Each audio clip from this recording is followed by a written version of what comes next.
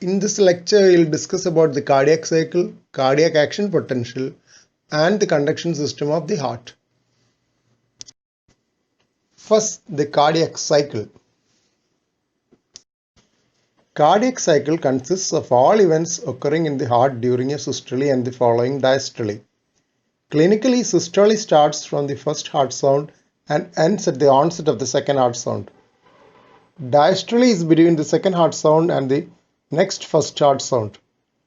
Typically, a cardiac cycle lasts 0.8 seconds, which corresponds to a heart rate of 75 per minute. Opening and closing of the valves. The sequence follows this dictum. Right-sided valves open first and close late. So if you are starting with systole, mitral valve closes at the onset of systole, followed by the tricuspid valve. This gives the M1-T1 sequence when there is a split first heart sound. The interval after the atrioventricular valve closure and the opening of the semilunar valves constitute the isovolumetric contraction time. Next, the pulmonary valve opens, followed by the aortic valve. At the end of systole, aortic valve will close first and pulmonary valve the next, giving the A2-P2 sequence for a split second heart sound. The interval between the closure of the semilunar valve and the opening of the atrioventricular valves constitute the isovolumetric relaxation time. This is followed by the opening of the tricuspid and mitral valves in sequence. Phases of the cardiac cycle. Phases of the cardiac cycle are classically described in relation to the Vickers diagram, which incorporates drawing of the phonocardiogram, electrocardiogram, pressure tracings of the atrium and ventricle, aorta, as well as ventricular volume curve. The diagram has been in use over a century, with the initial publication by Carl Vickers in 1915. Isovolumic contraction phase.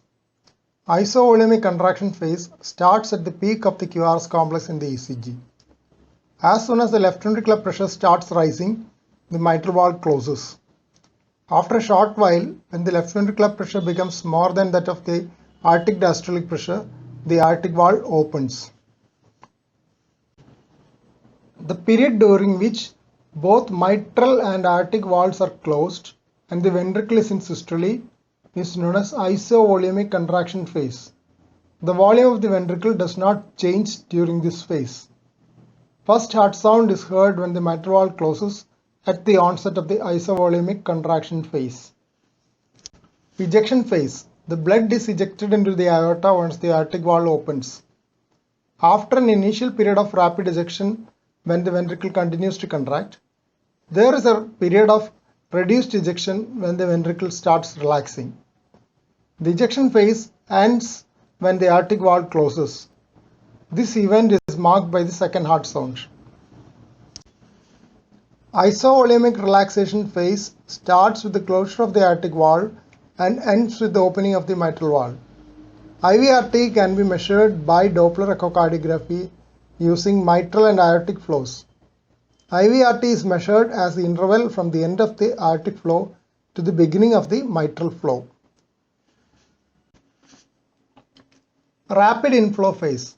Initial part of the diastole in which there is a rapid inflow of blood into the ventricle is known as rapid inflow phase. It ends with the third heart sound if one is present. Ventricular volume rises steeply in the initial part of this phase. Next phase in diastole is the diastasis, during which there is very little change in the ventricular volume and there is almost equalization of ventricular and atrial pressures. In mitral stenosis, diastasis is absent as there is a constant gradient across the mitral valve. Towards the end of diastole, there is a further increase in atrial and ventricular pressures and ventricular volumes with atrial contraction. This is how atria act as a booster for ventricular filling. This is the time of presystolic accentuation of the murmur in mitral stenosis due to the enhanced flow across the mitral valve. Naturally, this accentuation is absent in atrial fibrillation when there is no organized atrial contraction. Electrical systole of the heart. With respect to the ECG, systole starts at the peak of the QRS, accounting for the small initial electromechanical delay. Systole ends at the end of the T waves. So both ventricular depolarization, except a small initial portion, and repolarization is complete during systole. Now we move on to the cardiac action potential. Cardiac action potential. The typically described cardiac action potential is that of the myocardial cell. Action potential of tissues like sinus node will be different and characterized by diastolic depolarization, which contributes to the automaticity of the sinus node. Cardiac action potential is different from the surface ECG, which represents the sum total of all electrical activity of the heart as recorded from the body surface. Myocardial action potential is recorded with intracellular electrode under experimental conditions. The action potential has total of 5 phases. This is the diagrammatic representation of the action potential of the myocardial cell. Initial rapid upstroke is the phase 0, and next rapid downslope is phase 1. It is followed by a plateau phase known as phase 2, and a third phase is a slow decline, and a fourth phase is in diastole, which is back to the baseline. Phase 0 is the initial phase of rapid depolarization, in which the intracellular voltage rises from about -90 millivolts to about 20 millivolts. The peak rate of rise is called Vmax. It is due to the rapid influx of sodium ions through the open sodium channels. Phase 1 is a rapid initial fall in intracellular voltage due to opening of potassium channels. This part is mediated by the transient outward current known as ITO. In phase 3, calcium channels close while potassium channels remain open till the intracellular voltage reaches the baseline value of -90 millivolt. The potassium channels active in this phase are IKS, the slow component of delayed rectifier current, IKR, the rapid component of delayed rectifier current, and IK1, the inward rectifier current. Phase 4 is the resting membrane potential, which is maintained stable at -90 millivolts by the potassium currents IK1. Sodium and calcium channels are closed during phase 4.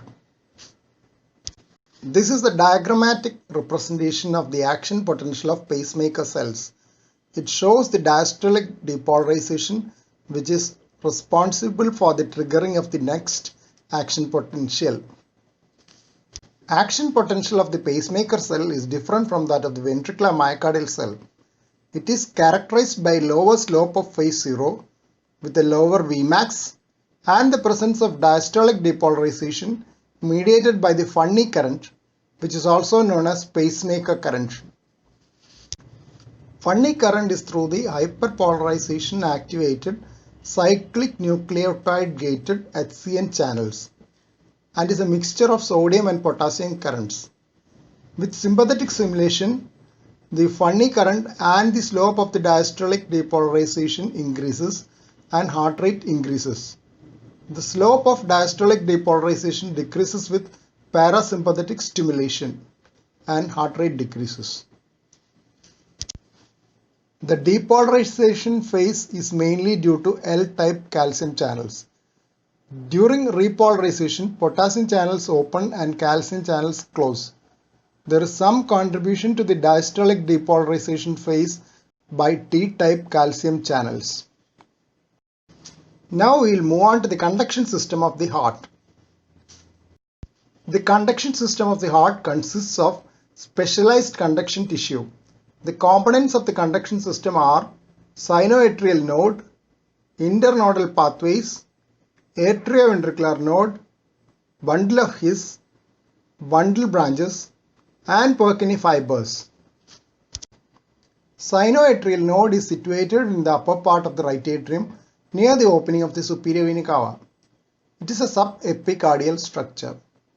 Sinoatrial node is a natural pacemaker of the heart with highest automaticity among the specialized conduction tissue.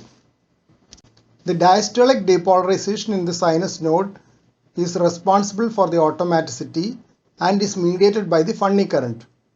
The sinus node has both sympathetic and parasympathetic innervation, which modulates the heart rate.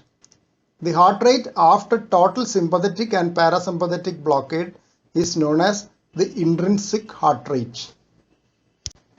There are three internodal pathways: the posterior tract named after Thorel, middle tract named after Wengebach, and an anterior tract which gives off the Bachmann's bundle carrying impulses to the left atrium.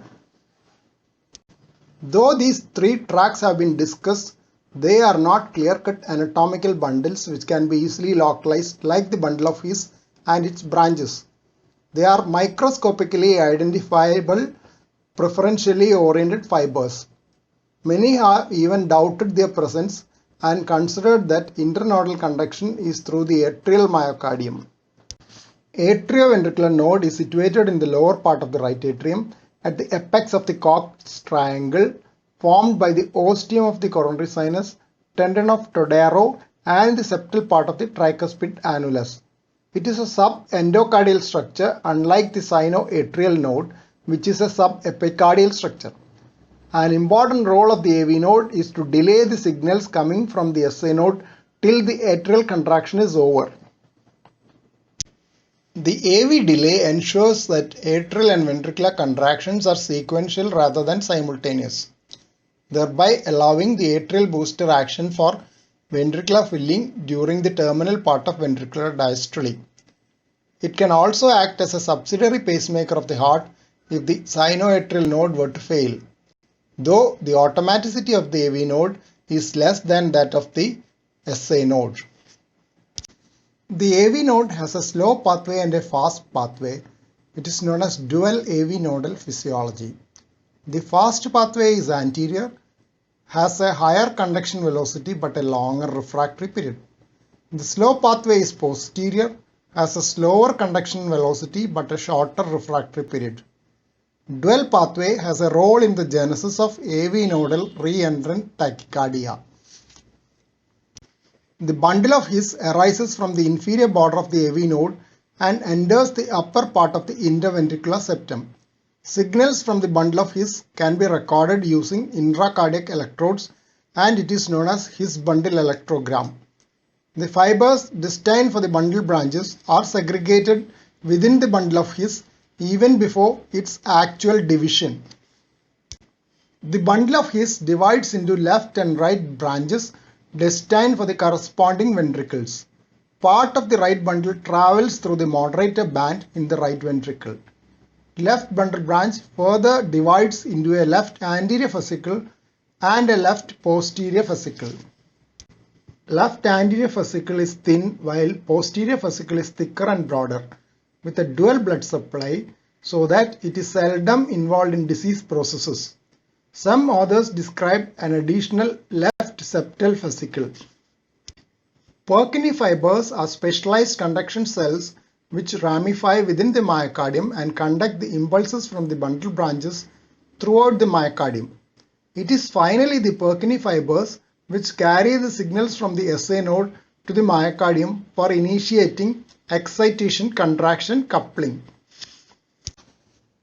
Please subscribe to this channel for future updates. Thank you.